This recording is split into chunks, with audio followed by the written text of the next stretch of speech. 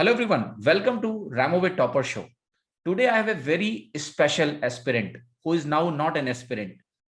He has cracked SSC CGL 2018 with All India rank 5, a dream SSC CGL exam, and that too with a dream rank. So we have George Mathew with us, and in this entire interview session, I will be asking his strategies. How did he prepare for the exam? So that you get to know his strategy of getting a single digit rank and everything about his preparation, how he prepared, what was the failure story, if any, right? What ups and downs he faced during the preparation. So let us meet George Mathew. George, I welcome you to the show. Thank you, sir. Right. You know that you are very popular among aspirants, right? They have been asking me call George Mathew as soon as possible, right? No, I cannot. I don't know about the Hindi aspirants, but I can speak to English. Those who know English. Okay, right. So not an issue, but even Hindi speaking students know about you, right? Any SSC CGL top 10 ranker is known by everyone, right? So they want to actually listen from single digit rank holders, right? So George, first, I would like to ask you that where you are from. Let us know a bit about that. I am from Kerala, Kottayam district in Kerala. I studied BTech from NIT Calicut in 2010 to 2014 batch.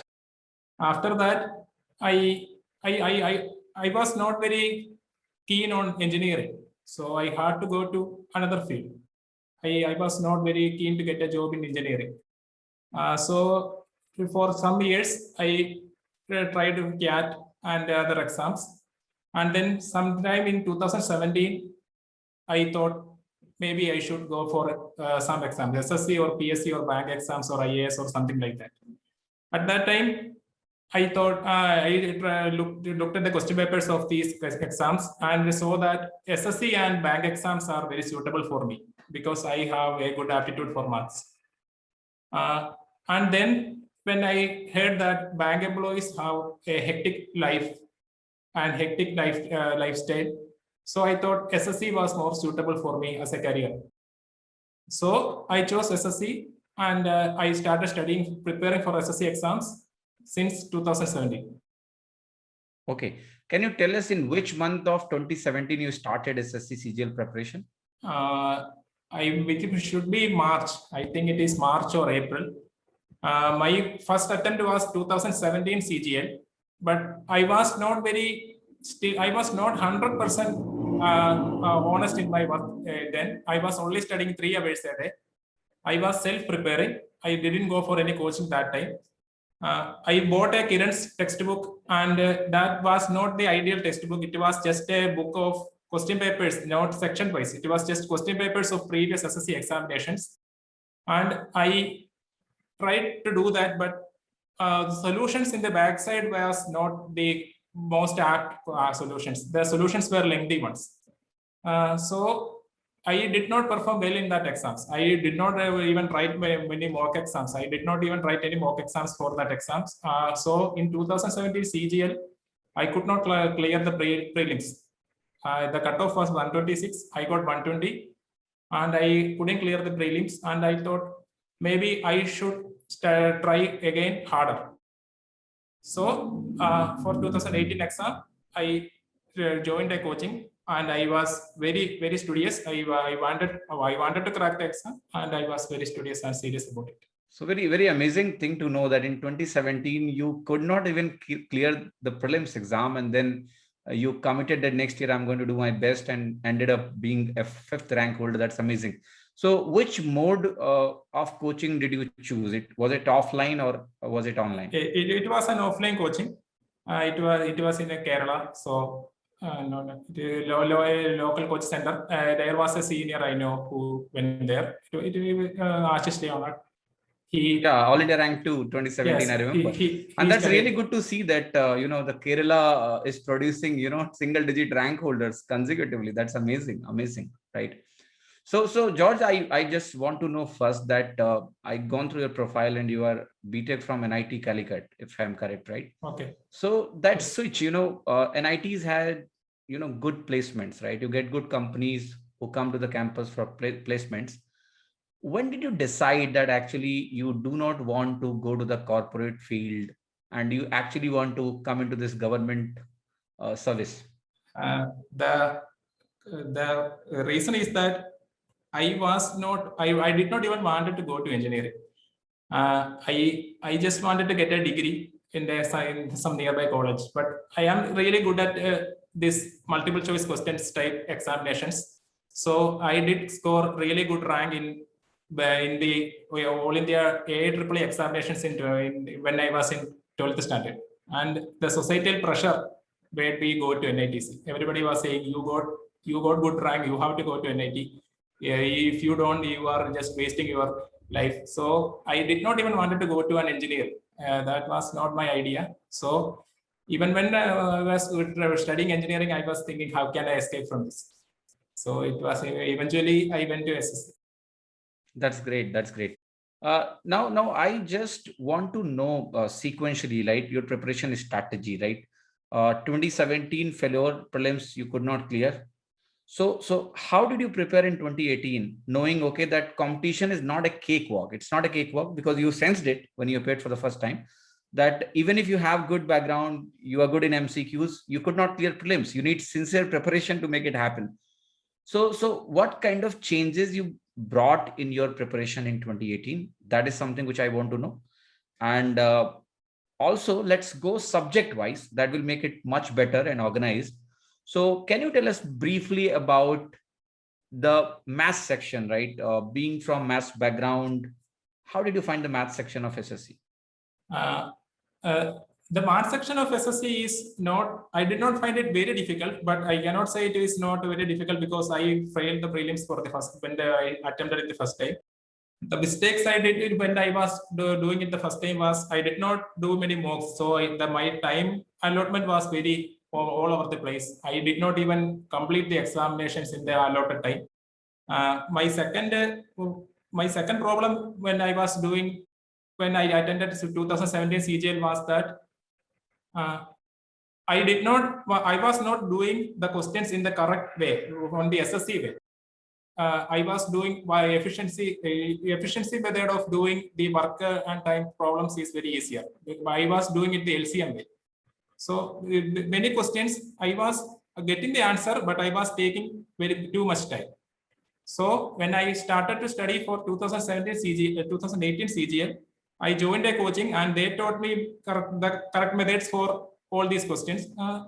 And some I learned on my own, and I completed the Kiran's twice. The Kiran's previous year questions twice. First time I did to get familiarized with all the question patterns, and the second time I did it with a set time. I put a time piece and I said I will do 30 questions in 25 minutes. And I did the entire Kiran's twice. First time to get familiarized, and second time to improve my speed. And I did a lot of mocks. And as I was writing mocks, I could see my improvement in the math section. I was scoring 30, 35, 40, 45, and in the end, I was even getting 50 for the mock exam. For the tier 2 examinations, I wasn't really aware of the question patterns. TCS was, 2018 CGL was the first exam TCS conducted. So I looked at the question paper of 2016 CGL tier 2 and 2017 CGL tier 2 and saw that the hard questions, the difficult questions were increasing in numbers. In 2016, it was 4 or 5 difficult questions. In 2017 CGL tier 2, there were about 20 questions that was hard. And I thought maybe this time they will ask 30, 35 hard questions. So I bought a CAT book for CAT, hard questions. And I tried to do that. And I got some PDFs of hard, difficult question papers and advanced mocks. And I did that because with the concept that the examinations is going to get a lot harder. But it did not turn out that way. The exam was hard, but it was quantitatively hard. The concepts was not very, very difficult, but you had to do 19 into 35 into 36 divided by 31 in the exam. That was the only hard part in the examinations. So that's what I did for the math section. I did Kiran's twice, and there was classes, and I did the mock exams. And for the tier two, I did a lot of mocks and these CAT questions. But I would not recommend it to anybody who is preparing now. I just did that because I thought the questions were going to get a lot harder, but it was not so. Right. George, I have a very interesting question, which most of the aspirants ask me, right? How should they do previous year questions? And are they actually relevant? From which year to which year previous year questions must be done? So can you tell a strategy, because you have given 2017 exam, though you could not clear prelims, but in 2018, you gave the paper and you are telling that you did the Kiran twice, right? So somewhere previous year questions were one of the important source for practice for you. So can you tell how new aspirants should approach previous year questions and the questions they should actually do? Should it be from 1999 or 2011 or 2018? I just do the I just did the Kirans because Ashish Charan told us to do the Kirans. In that question paper, in the Kiran's book, there is no 1999 questions or 2016 questions. There is no difference like that. There are very few sections that the SSC used to ask in the previous years that they don't ask now. They're like true discount. True discount was a topic they used to ask in 2010 or 2008, but they don't ask that anymore. But such topics are few, very few. So if I am to tell any new aspirants, I will tell them to study the whole Kirans. Because there are very few questions that the SSC won't ask. I am not even sure if SSC will keep neglecting these topics like true discount and other such topics. I will tell them to study the Kirans sincerely and completely, because there is nothing that is not needed in that book. Right. And how did you revise the Kiran? You told that you did it twice. So while revising it, were you doing selective questions? And in the first reading, did you maintain notes? How did you do that? In the first reading, I just noted down all the questions I thought was very hard. There were certain questions that I especially marked because I found them particularly hard. In the second time, I did all the questions. I just did all the questions. I did not even select the only hard questions. I did all the questions with that time, because in the SSC examinations, it is hard questions and easy questions mixed together. So I just did the Kirans periodically, like 1 to 30 in 25 minutes, then 30 to 60. I did not even skip any question. Right. So George, in the first reading, I mean, if I ask you about, let's say, finishing a topic, let's say percentage, okay, how much time did you take to finish percentage in the first reading from Kiran? That would be 1 week, maybe. 1 week. And how many Yes. hours per day around?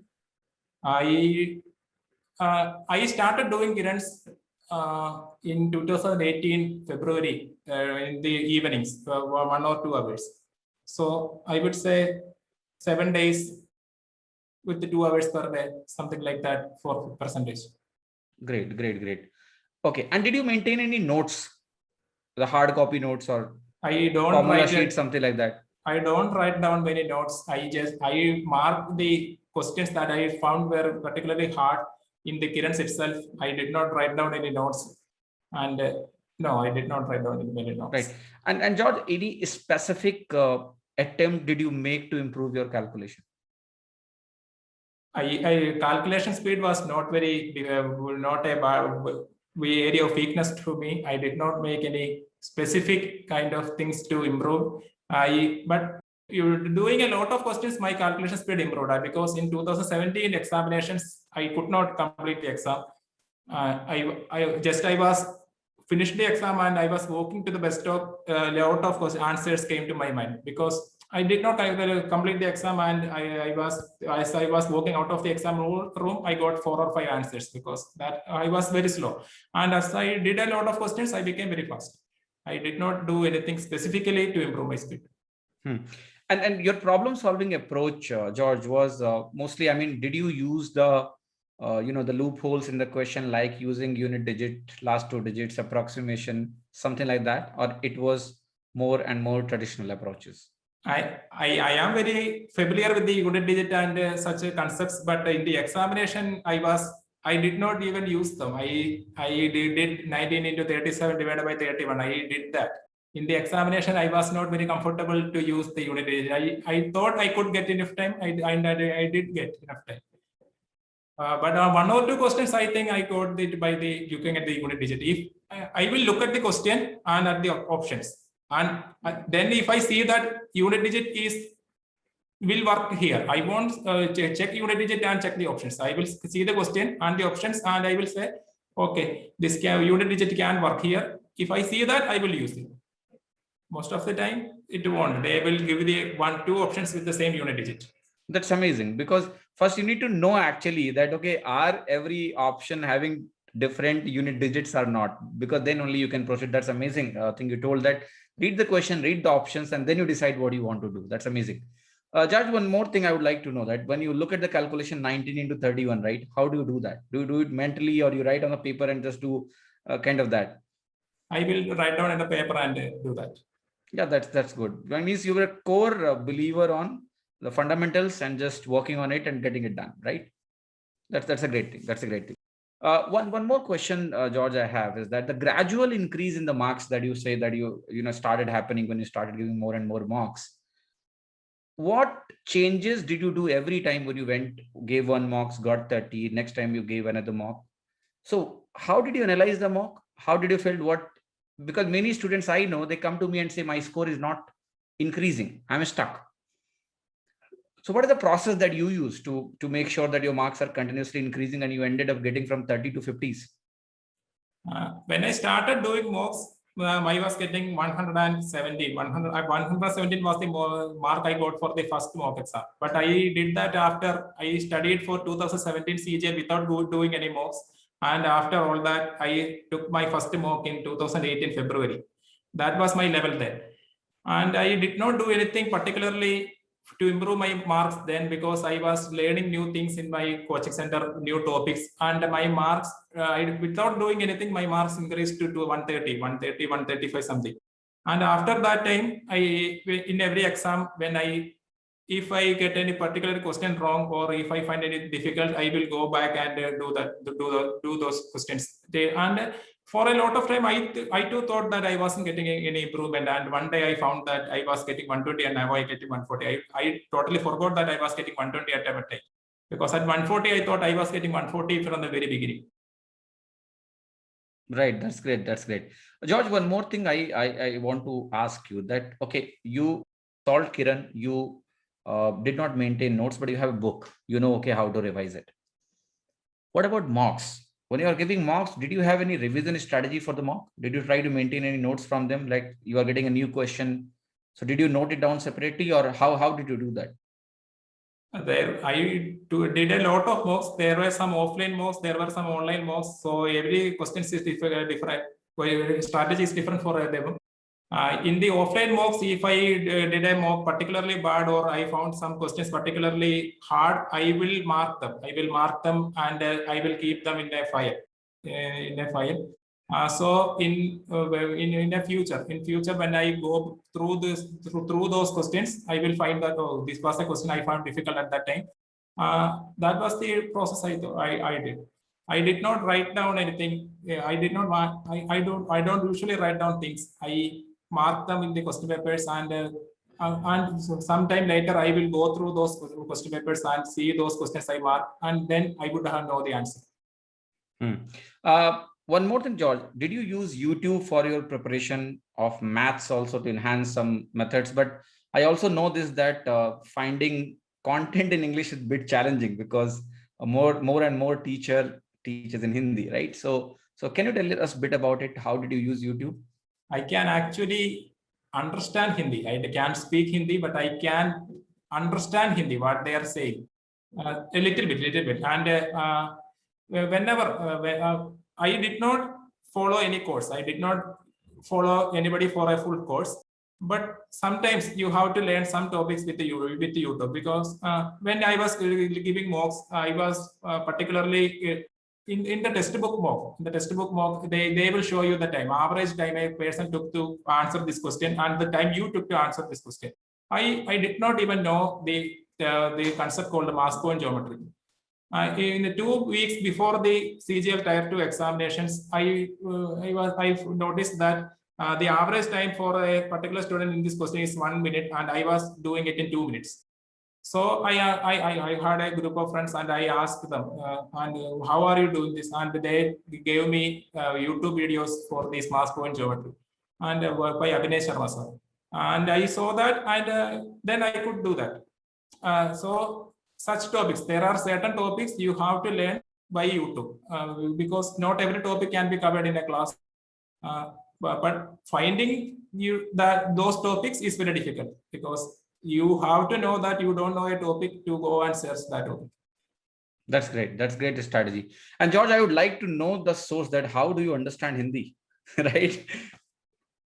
I can understand Hindi because a lot of it is maths because they are writing this in maths and say batte and things like that. And I will think, okay, that means division. So that should mean division, and that's how I understand. So can you tell us what 79 is called in Hindi? 80 is 80, no. That's great. 79 is 79, right? 79. Yeah, yes. That's really great, amazing. So George, now coming back to one question that I missed at the start, and every aspirant must be waiting for that. How many marks did you score individually in Tier 1, Tier 2, Tier 3, and the total? Okay, the normalized marks or the raw marks? If you can tell us both, that's wonderful. Or you can tell anything that you like, right? Okay. My shift 1 was a tough shift. I got tough shifts in Tier 1 and Tier 2. My Tier 1, I got 172 marks as the raw score. And after normalization, it got improved to 208. And for Tier 2, I got a tough shift also, the September 13th shift. And I got 170 for maths exam, raw. And it got improved to 183. And for English, I got 191.25 and it got improved to 201. And for Tier 3, I got 76 marks. I was very happy. I did not expect that much. And so, how much it total? 668.54. 668.5 final marks, right? That's wonderful. How much were you worried about this UFM case, right? Did you thought that you might end up getting a 0 in Tier 3 and you are not selected like that? I was not very worried because before I entered the examinations for the Tier 3, I thought to myself, should I write anything extra in the question paper, in the answer paper to get maybe if the examiner likes it, they will get 1 or 2 marks. And at the time, I thought I have 593 marks. The only way if I am going to not get a job is if they gave me a UFM. It is not worth attempting. So I did not write anything extra in the question answer paper, and I was very sure about it. I did not write anything extra because I specifically thought about writing anything, and I thought, no, it is not worth it. So I was not even worried. That's really great. Very few of people like you were not worried. Right, wonderful. George, coming to the English preparation, right? People feel like those who speak English, right, are those who comes from the southern part of the country. Since they speak English, their English is already good. They can score really good marks.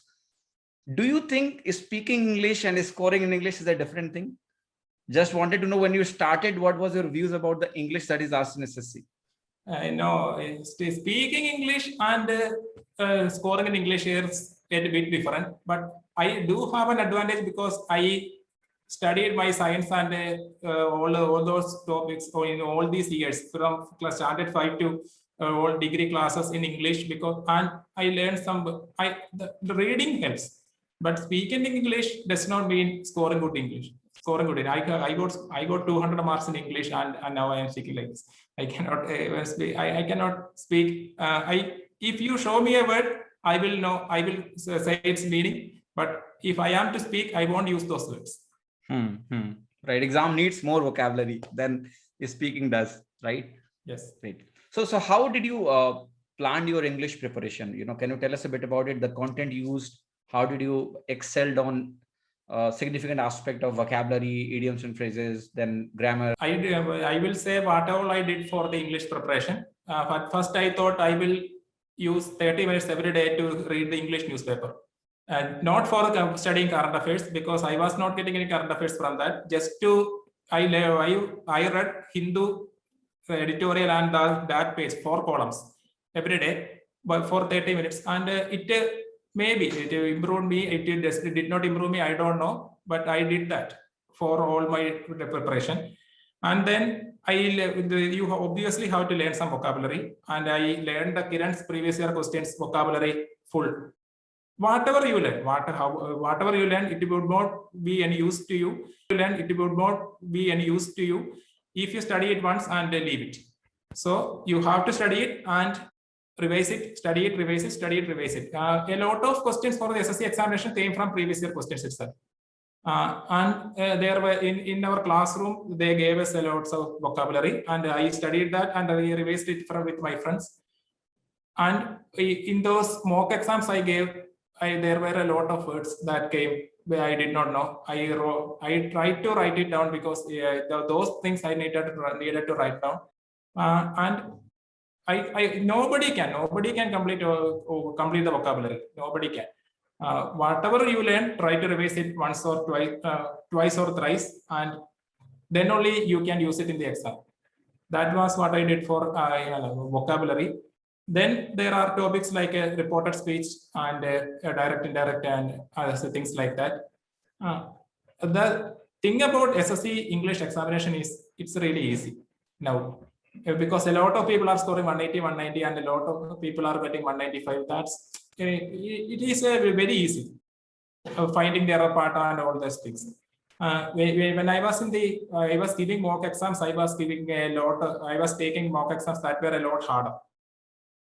And whenever I get like out of 20 questions in spotting the error, I will get something like 12 marks out of 20 or 10 marks out of 20. Whenever I get low marks, I will go on grade up and I will choose practice topics and select the spot the error and do 500 questions.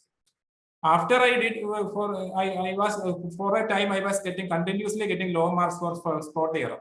And after I did that for like 3 or 4 days, I did not even needed to know the rule, because I was seeing a word sentence and saying, "Oh, this is wrong. This is wrong." I can feel that. It did not even needed to. I did not even need to know the rule. I just knew this was wrong. This was wrong. This does not feel right. For the exam, it was even easier. They did not even give an option called the no error, because that's an option I never choose. I will always find an error somewhere. That was very good of them, kind of them. And every topic, reporter speech. If I am not getting in the marks I want, I will go and do 500 questions of that. After I did that for some time, my score will improve. I can see that. I can feel, and unlike reading the newspaper, I can definitely feel my marks improving after doing that for 3 or 4 days. Then what I did, that's pretty much what I did. Previous year questions are a lot of repeated, and these practice questions. And so there were some grammar class that were given to us in the institute also. Grammar, you have to know some grammar. You cannot skip it entirely. And George, this specific area of PQRS questions, right? Sometimes in exam, the PQRS comes which are really close to distinguish. How did you work on that to make sure that, okay, that does not go wrong? It is a topic that can be very confusing, that and close test, because after knowing the answer also, you cannot say, oh, that's the answer. Unlike maths, you see the solution and say, okay, that is the answer. In English, if it is a tough close test or a tough PQRS, you cannot really say, oh, that's the answer, because it can be very confusing. But for the SSC examination, the questions were very simple. PQRS was, because that only one thing can be the answer. Because, if it is a lot, it can be a lot confusing. If it comes like a hard question, I cannot say how you can distinguish between the right answer and wrong answer even after knowing the answer. And what did you do to improve on close test? Was it more reading based or vocabulary helped you? I mean, how did you do that? maybe reading did help me. Maybe, I don't know. I cannot say for sure. I did do a lot of practice questions on that topic in grade up and a lot of mocks. I was finding it particularly difficult because if I take a tough English examination, that was the topic I will score the least in. You can, even after knowing the answer, you cannot say, okay, that is the answer, because then also it is very confusing. But what I found that is in the SSC examination, the close test is actually really easy, because only one word can be the answer. Others are actually the opposite meaning. So I was afraid. What will I do if a really hard close test comes? If I cannot know the answer. But the SSC examination, it was really easy. That's all I can say. I tried to find a strategy for a close test, but I never found it. But the SSC gave us the easy question paper. And George, can you list out the resources that you used for English preparation? Any name of the books that you used apart from previous year questions? And I am not really somebody who sits down and reads books and learn. I did read the newspaper because even before studying for SSC examination, as I had read a lot of fantasy books in English. That did help me. I have, my friends have bought books of Needu Singh and things like that. And when I was finding a topic difficult, I have referred it, but I have not studied any single book from start to finish to learn grammar or other things. All I know is the things that taught us at the institute. So things that were taught to us at the institute, and these previous year questions and these grade up practice topics and these mock exams are only the things that I did. Great. George, coming to the next two subjects which are asked in prelims but not in mains, the reasoning section. How did you find the reasoning section? The easiest? Yes, the reasoning sections is very easy. It's actually very easy. The thing about reasoning section is no teachers can teach you a lot of things about reasoning, because maybe they can teach you something about calendars. Maybe they can teach you some tricks with the dices, or some very basic things like that. Nobody can teach you the entire thing. There is nothing. All I studied for reasoning was I did a lot of mocks. I did a lot of mock exams, and all these mock exams, I marked down these questions that I found very difficult. And I studied. It is all about pattern recognition. You see them. I did a lot of mock exams for preparation for SSC CGL, and they. Maybe in my institute they gave us practice sheets, but only things I actually did for reasoning preparation was these mock exams, and those questions I found difficult. I learned them. Maybe some numbers have some importance, like if 210, it is 15 square minus 15. Like those patterns that are very difficult. Some numbers have some those things I specifically noticed. That's the only thing I did. And I did see some YouTube videos about counting the triangles and counting the squares, but I am not very good at it. I cannot say for sure this figure has 32 triangles for sure. But for the exam, they asked us a really easy question about counting the counting section. And for reasoning, that's all you can do. You do a lot of questions. You note down the pattern and hope that those questions are what is asked in the exam. Right. Coming to the general awareness section, George, right? The most challenging section for any engineer, right? So many subjects, 50 marks. How did you find the section, right? Interesting, boring, worth spending time, or time waste? How did you prepare it?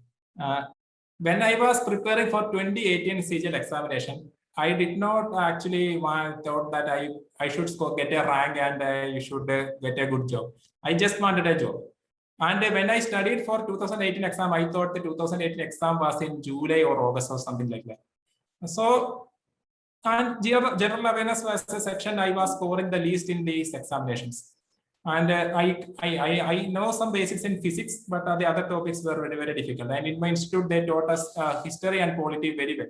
And those were very good. And I thought if I get physics questions and polity questions and history questions, I will get like 6 or 8 marks.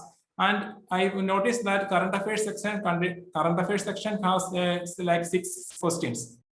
So I thought that for the exam, I won't study any current affairs. I won't study any general awareness. I will just get my physics marks and my history, polity marks, and I will study current affairs, and I will hope I will get 15 or 20 marks, and I just pass. And when the exam got postponed, I had already prepared maths and English and all things like that, and I was very weak in current this section, general awareness section, and I thought if I wanted to improve my marks, then I was getting 150 marks in my mocks. If I wanted to improve further, I had to study this current general awareness. So at that time in our institute, they started to teach us these previous year questions mugging. Okay. So 10,000 questions every day, repeat. We mugged up the questions, and I would not really recommend it because it took a lot of time, and I think I got like 4 questions for the real exam from that thing. It took a lot of effort for 3 months or something like that, 2 hours per day. But at that time, for me to improve, that was the only way. I studied these things, but it was not really just mugging up, because you cannot just mug up these questions. Like if you ask if the velocity of a car doubles, what happens to its kinetic energy? But it is 4 times. It is 4 times, but you cannot just study 4 times and be done with it. You have to learn the equation behind it and how it is, the concept behind it. Then only you learn. In the chemistry section also. So that's something I did.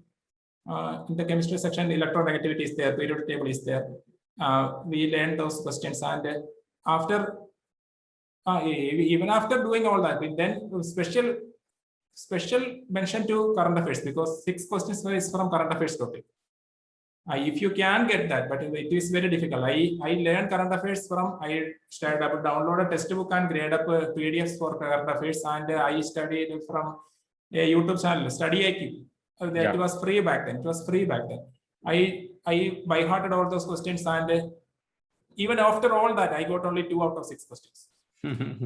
It was very unlucky. On another day, I may have got 5 out of 6 questions. But on my day, everything that was asked from somewhere. I don't know. I wouldn't get anything from the newspaper, but from the textbook or grade up PDF, it was not asked. So that's all you can do. If you have to learn the concepts, you have to learn it from somewhere. Where maybe Lucents. Some people use Lucents. So George, I just want to ask this: that did you learn a specific, the list of the articles, list of the amendments in polity, important battles, or was it just previous year based? No, I did. In my institute, they taught us periodically these amendments, these sections, these articles, and then we did the previous year questions. But for some topics like geography, all I did was previous year questions. There is no. I did see some YouTube videos about some straits and some deserts, something like that. But there is no pattern to it. You see a question, you don't know that question. Okay, I know how to learn about straits. You go back and learn about all the straits. So I did that from YouTube videos. And static GK, you have to just mark up previous questions like who invented C++, who invented Python, something like that. So what you have to buy heart, mark up. Yeah, that's the only, right? Yes. Yeah. And George, now moving to the aspect of the tier 3 exam. But before that, I want to know one thing, that till 2018 tier 1 was held. Before that, if I give you 100 units of time, can you tell us rough division of how much time did you spend on math, English, just overall, roughly? I just want random ballpark numbers on GA and on reasoning. My study pattern was different from different time. If I have to say, in 2018 January, I was only doing my classes from 9 to 5. I wasn't doing anything else. And then when the polity and history classes were taken, I started to go to the institute 1 hour earlier. 8 to 9, I studied my general awareness, history and politics and things like that. And then on the February, there was a CHSL examination coming in the March. So I started doing Kiran Smarts in the evenings for 2 hours, one and a half or 2 hours. And then after that time, at that time I started doing reading newspapers in the morning for half an hour. And when I finished my Kiran's, when I was done with my Kiran's twice, I had a lot of free time in the evenings. So I started taking another mock exams, 2 mock exams per day. And for when I was nearing the examinations, I was completely studied. I had completely studied all these topics, and then I started doing 4 mocks per day, and I was revising current affairs. Current affairs and mock exams were the only things I did for the last 20 days. If I have to ballpark a number, that will be very difficult. So let's make it more simple now, right? Let's say you have 100 unit of time total till 2018 for 2018 preparation till tier 1. So let us divide in 4 parts: maths, English, reasoning, GA, and mock. So put some numbers totaling 100. Okay.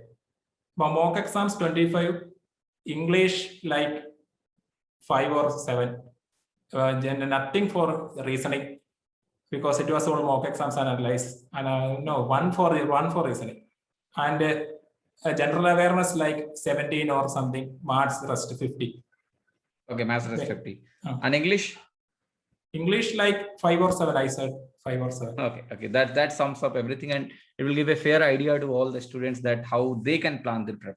George, one more thing, did you study all 4 subjects on a single day, or you had any special plan? Okay, that I will read these 2 subjects on this day, next 2 subjects on the other day, because managing 4 subjects on the same day becomes challenging for most of the students. How you think it should be managed? It depends on the students. It really depends on the students. Some people can learn one topic for one day. I will get very bored. So I studied all these topics in a single day, and the next day I will study 2 hours 2 hours for maths, Kiran's, and the rest for class, and this newspaper reading and things like that. Because I cannot study one topic for a long time. I really struggled when it was time for maths tier 2, because maths for too much time a day, it really bothers me. But some people can do that. It depends on the person, really. Right. George, one more thing, did you study long hours in one sitting, or was there frequent breaks while you were studying? And also, were you early riser or night owl? What was your preference? Time for studies? I woke up at 6 o'clock and went to bed at 10 o'clock. Is that early riser? Yeah, for sure. For the current generation, it is, right? No, now I am a late riser. I am. Okay. During my preparation days, I woke up at 6 o'clock. That's amazing. And your preparation, I mean, study was more long hours, or you broke it in short durations? How short is short? Because it was like I mean, if anything is more than 1 hour, I'll call it long. No, I did not study for more than 1.5 hours at a sitting in a day. I would take frequent breaks. The only time I will sit for 2 hours is when I am taking a tier 2 maths mock, and that was very, very challenging. Right. And George, let's come to this part, the mocks, right? They are very important in the preparation, we all know. How many mocks did you attempt for 2018 prelims, and what was the frequency? From 2018 February to 2018 November, I think I took 1 mock per day. From 2018 November to 2019 May, I took 2 mocks per day. And the last 20 days before the examinations, I took 4 mocks per day. That gradually you made it more and more intense. That's amazing. No, I had a lot of free time in the evening when I was done with Kiran's, and I started taking another mock. I purchased textbook mock and did that. And towards the end, I thought only thing I can improve now is my calculation speed and all things like that. I was doing mock, and if I was finding any particular topic very difficult, I would go and study that. That's when I found that mass point geometry thing. That's the only mock I do. Right. So George, if I ask you total number of rough ballpark number for tier 1 mocks, how many it will be? 350, 400. 350, amazing. I don't know, Amazing. 300 maybe, 300 maybe. Roughly 300 to 400 we can call it, right? That's amazing. Amazing. Now coming to the tier 2 prep, I mean, when you move from tier 1 to tier 2, before that you give the exam, what was your strategy? I mean, did you plan a strategy for tier 1 attempts? Because earlier you have failed once. Now you know your preparation is good enough, but still you need to have a minimum plan. Okay, this section first, this much time, second section, this much time. What was your strategy? Did you skip questions? Can you tell us a bit more about your prelims attempt, the strategy versus implementation? How fair did you feel that, okay, you did it? My mode of attempting my prelims tier 1 examinations is like this. I will start with the reasoning, and then I will go to general awareness. And in the reasoning section, if I don't find the pattern of a question, I will simply skip it. If I cannot find the pattern in 10 seconds, I will just skip it. And then after the section is over, I will come back to that question. And then after, maybe I will get it then, maybe I won't get it then. After completing general awareness section, I will again come back to that question I have marked. So George, the one question, how much time for reasoning? There was any cutoff time, threshold time that after that I have to move to general awareness? It was 70 minutes, 16 for or 70 reasoning. minutes for reasoning, and about 4 or 5 minutes for this general awareness, 4 minutes, and then 8 minutes or 8 minutes for English. And then something about 31 minutes for maths, and I will always come back to those questions I have marked. I always had like 1 or 2 minutes at the end. Okay, so you reviewed all the questions that you have left and marked for review, right? Yes. So in your actual prelims exam, right, did it go well as per your strategy, or was some pain there? My actual prelim examinations, I had some trouble because my clock was wrong in the exam. It showed that I had for 2 minutes 44 seconds remaining, and then it just said the exam is over, you can leave. So that was, I was very heartbroken. I thought at that time I was very sad, and then I found, okay, no, maybe it was only those 2 questions I had marked. It is not a big deal. So it did not go as I planned. Okay. So how many questions did you attempt in prelims? For all the examinations, I will attend all the questions. Even if I don't know, if I will eliminate one answer and one option, and I will just mark one of these other questions. I marked 100 questions in the prelims. I marked 100 in the maths, 200 for English. I always attend all the questions, because if you just mark one option for all the 100 questions, you will get 25 right? If you get 25 right and 75 wrong, that's positive. That's like 50 minus 37.5 for 12.5 marks. Yeah, because right. You don't lose anything from from marking. I always believe in probability. So George, I want to know that, what about tier 2? I mean, how did you strategize your tier 2 attempts, the mock attempts, and did the same strategy you went up with in the actual exam day, that was 13 September in your case, which was considered to be the toughest maths paper on that day? I want to know exactly, can you recreate the day and let us know how did you plan before the exam, how it went during the exam, how did you skip the question? Did you have any milestones to achieve, like, okay, in 20 minutes, these many questions, 40 minutes, these many questions, because they are very important to know, am I going with the right pace or not? Let us know everything about it. My preparation strategy for tier 2 examinations were, I will do 1 mock per day for maths and English. And that was the only preparation I did for English. And I did buy a book of CAT exam book, and I studied that because I thought the questions were going to get a lot harder than the 2017 CGL tier 2. That was not what happened. I bought some PDFs. I got some PDFs of hard questions only, and I did that. But that did not come very useful. And for the exam, in the examinations, it was tough, but it was calculatively very tough, not concept-wise tough. Every question you can find the answer. You will get a answer like it is 191 into 397 divided by 287, something like that. So it was a bit challenging, because it did not come as I expected. So there were a lot of questions. In such questions, in such questions that are quantitatively very difficult, the thing to do is look at all the options and see how close they are. Some questions you can just say the options are the question is 19 into 37 divided by 31, but the options are like 20 something, 200 something, 2000 something, and then you in that case you don't need to do that, because you can roughly say, okay, this will come to 20 something. Exactly. So some things like that. With things like that, I could not use unit digit for any of the questions, because I did check for that, but it wasn't working. For the options were like unit digits rotated. So George, one more question specifically I want to ask, right? If you can tell us about some percentage of skipped question out of total seen questions. Let's say out of 25 first question that you saw, how many percentage did you skip roughly?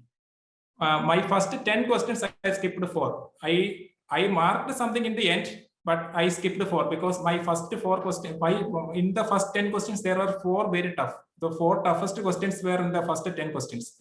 I was very, very, very worried about the examinations after the 10th question, but something like after 25th question onwards, it became very easy for me. But I was very worried for a time there. The hardest questions in that question paper were in the very beginning for me. It is very different for many people, but it was in the beginning for me. So that was how much I totally, I think I skipped like 15 or 16 or some 83 questions. Okay. In the first round, you were able to solve 83 questions. 83 questions or something like that. And in the end, I just marked 17 questions, just marked, because I did not find the answer. I just marked. Okay. And I got like 130 mark. That's great. George, one more question I want to ask, right? If I ask you in first 1 hour, because that's the major milestone that anybody can track in the exam, right? How many questions you had attempted at that time? 1 hour. I cannot remember correctly, but I was ahead. I was more than 50. I was more than 50. I did not have any problem with the time, but I had skipped some questions, but I was ahead in time. I knew that. Right. And George, one more thing, what is your criteria for skipping a question? I mean, there can be many reasons, closer options, or the language is difficult, more lines, more words used. What went to your mind? Because that decision is done very frequently. In 10 seconds, 15 seconds, you decide I want to do the question, right? So can you tell us a bit about, can you recall something that what was your skipping strategy? I will look at a question, and if I can, I will look at a question for some 10 seconds or something like that. If I can find a way, or if I think if I do something, this will work, then I will go ahead with it. But some geometry questions, it is not like maybe you have to draw a line in parallel to AB from E to get the answer. But if I cannot find it, if I cannot find any way to move forward, I will skip it after 10 or 12 seconds, something like that. Okay, fine. And George, coming to the English paper, I mean, did you find any difficulty, or it was smooth? No, how much time did you take to finish the entire English paper? People usually rest in English, right? Everybody was resting towards the end. I finished it in like 50 minutes to spare, but many people finished before me. I specifically thought I should use all the time I can, and I finished it in 1 hour 45 minutes, something like that. But even before that, everybody was sleeping in the home. Right. So George, in English, how many questions you were sure of, and how many questions you just marked based on option elimination or whatever? No, I was sure about like 185, something like the questions. Some questions I was like, it is either A or C. Some questions are like, what is the meaning of this word? And it's like, it is either A or C. So such questions were like 10 or 12 or something like that. It was only 4 or 5 4 questions, like something that I did not know. Okay. It was mainly vocabulary questions. Great. George, coming to the next stage, that is the tier 3 stage, right? People have no idea. They know in maths, okay, if you prepared well, you can solve, mark the answer, you get it. There comes a subjective stage where you don't know, right? The criteria of evaluation is subjective, not objective. You don't know how much you get, right? So how did you prepare? Scored 76, right? That's amazing. I mean, how did you prepare for that? Did you prepare for it after tier 2, or you were preparing for it since the start? We were very lucky because our tier 2 was in September 30. our tier 3 was in December 30 because there was a lot of time in between. I did not study anything for 2 months. After September 13, I took a hiatus and I wasn't studying anything for 2 months. And at the end of November, I started preparing for tier 3 examinations only. And my preparation was like for 2 hours every day. Everybody in our institute will sit together, and for 1 hour we will collect the details. We will collect the details about all these things, like what is the census details, how many women are there in India, how many men are there, what is the education status, and all those important topics for the potential important topics for the examinations. At that time, the major problems in India was that Babri Masjid court order and 370 article from Jammu Kashmir, something like that. So for all those topics, potential topics, we collected all the details. What did the court say? How much will the Muslims get? What will the Hindus get? What did the Muslim spokesperson said? Things like that. We collected all the details for 1 hour every day. And for next 1 hour, we will write one essay and one letter every day. For in the examination, in the 4 column, you have to write the words in the column, right? In the column, we will draw the column and we will write inside that. Into 50 words and 150 words. You have to write this thing we did for like 30 days. I wrote 30 essays and 30 letters and collected important information about some various topics. That's all you can do. And it is not like, and there is if you search the internet, there is like the marking criteria for 2016 CGL essays and letters available in the internet. It is an image, but I don't know it is authenticity. They say it is got from RTI from the CGL SSC. We gave an RTI to SSC regarding the marking scheme for the 2017 examinations, but the reply we got was it is confidential. We won't reveal it. But I thought maybe there is some marking scheme. So yeah, for our examinations, the topic given to us was importance of education in the present world. For only in the first paragraph, I wrote something like education is very important now. It is not like if you are born in the high caste, you will get a good job and good things nowadays. Even a low caste person can, if you work hard, can become the president of India. Things like that in the first paragraph. And from the second paragraph, it was always all the things that I had prepared. What is the condition of education in India? All the numbers were correct. And how the schemes the government did to improve the conditions of education in India, and how did it affect the education in India? Like the census of 2001 and 2011, I knew the literacy rate improved from this rate to this rate. I knew that it was all correct. And in the final paragraph, I wrote things like your suggestions, things you have to do. I wrote things like you have to make a one board, not CBSE and state. You have to make one board for all the education. You have to find those communities that are backward in education and establish schools and colleges there. Things like that. It does not need to be 100% practical. It just have to be feasible. And in the end, I wrote a conclusion and stopped. But for the letter, the topic was like the food and waiter and the hotel was not good. You have to complain to the manager. So for the essay it was like 4 paragraphs. For the letter it is 150 words. It is 3 paragraphs. And it was first paragraph I wrote something like the food was very bad. There was like it was 1 week old. And in the second paragraph I wrote like the waiter was very rude to us. He made us wait and he wasn't very clean with these things. And then in the third paragraph, I wrote all suggestions, what you can do to improve, like take constant feedback from the customers and act upon it and things like that. That's all I did. I did not really expected such a good marks. It is basically luck. It is a lot of luck is involved. Right. But I was hoping for 65 marks, but I got 76. I was very That's amazing. That's amazing. That's great. George, the next question is about which post did you opt for? Right. I This should be the took first ITI. question, but I'm asking the last. Right. I took ITI, Income Tax ITI. Expert. So okay. So any specific reason for this? Because today nowadays we see the competition between IT and MEA, ITI and MEA, right? So what was your call on that? Why ITI, not MEA? My first preference is to be stay in Kerala. Okay. I do not like to go abroad, go to other states. So keeping that in mind, the best post I could choose for was ITI.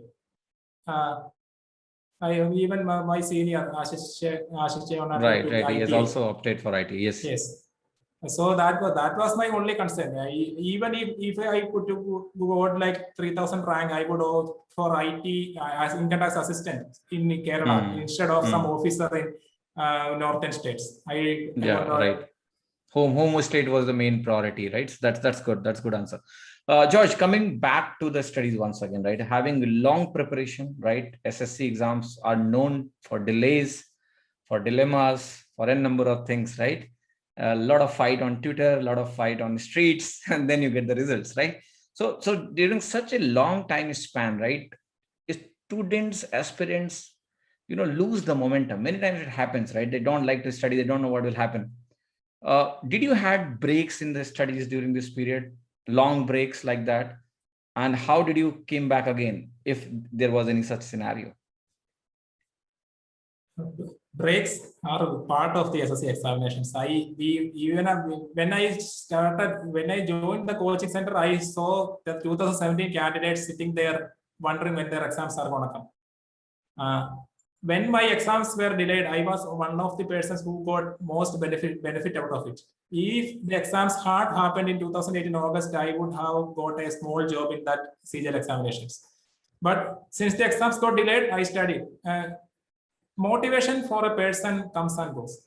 It cannot be, you cannot say these things causes motivation, these things could demotivate you. When the exams got when the exams were announced in 2018 August, I was studying like current affairs. I was especially preparing for current affairs because current affairs was the topic I needed to score in general science. But the problem with the current affairs is when the exam is delayed, the current affairs become experts. It has an expiring date. So I studied for like current affairs for like 100 hours, and then the exam got delayed. And you will think I got motivated. I thought that I would get demotivated, but I got motivated to study even harder. That's great. And then after some time, I got demotivated. Things like happen normal life. The exam is normal inside. People get motivated and demotivated all the time. The thing is, you have to make a schedule. I will study English in these hours, Maths in these hours. I will study mocks in this time. And when even if I got motivated or demotivated, I did all those things. It does not really matter. If I was motivated, I will do it motivated. If I wasn't motivated, I will do it in that condition also. That's all I have to say. You have to make a discipline, you have to make a timetable and stick to good it. or bad days, you kept on doing your schedules. That's very, very important message you're trying to give, right? That's amazing. George, I would like to know more about you. And I mean, apart from the studies, what are your hobbies and interests? I play computer games. Okay, that's amazing. So now you are free. I mean, what is your routine right now? I am playing computer games for 15, 16 hours a day. And watching TV series and cinemas, mostly games. I have a Discord group. Okay, that's great. That's great. So it's all like after spending 2-3 years of intense study, right? You get a lot of leisure time because joining doesn't come immediately, right? Oh. So that's really great. You can catch up with all the fun that you missed, right? So during these years, George, another question I have is, your colleague must have been posed to some MNCs, right? Some people going to foreign countries, right? Having fun. How did you react to that? I mean, sometimes it comes to my mind, right? That am I missing the social life, the fun that they're having? How did you think about it? Even before I joined the SSC coaching, I had lost my connection with all those friends.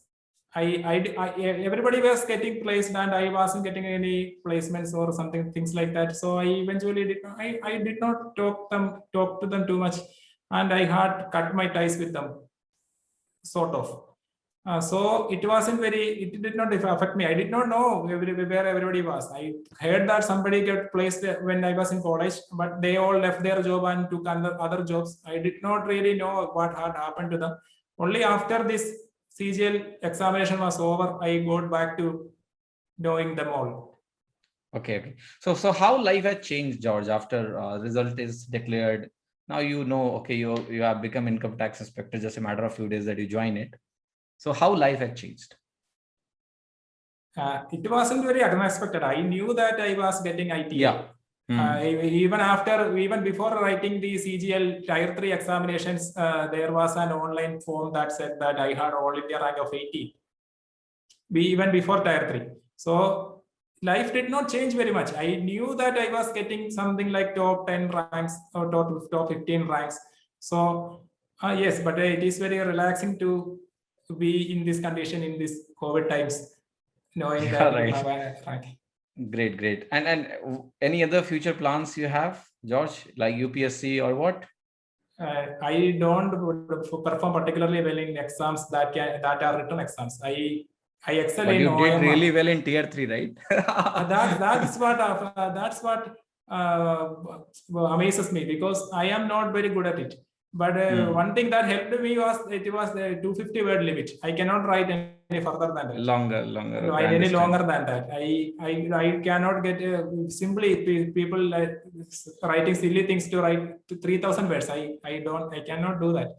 Maybe I can, but I am not preparing for anything. I am happy with my SSC CGL. I did not even write CGL 2019. I did not appear for Tier 2. Because that's great. You were sure of your post. That's wonderful. So George, on the closing note, what is your message to the aspiring young aspirants, right, who fight hard? They are somewhere mostly they feel the heat of SSC every time they try to prepare. It's a very competitive exam. Top brains of the country are preparing for these exams now. You are one of the examples of that, coming from an IIT Calicut and preparing for SSC. So I just want to know your message to them, so that even if there is a tough fight, how they keep on working to ensure that they also end up being top ranker. What I have to say to new aspirants is these delays and such things are part and parcel of the SSC program. Be in it for the long haul. Make a discipline, make a timetable, stick to it. Good times will come, bad times will come, stick to it. You will get motivated, you will get demotivated. It doesn't matter.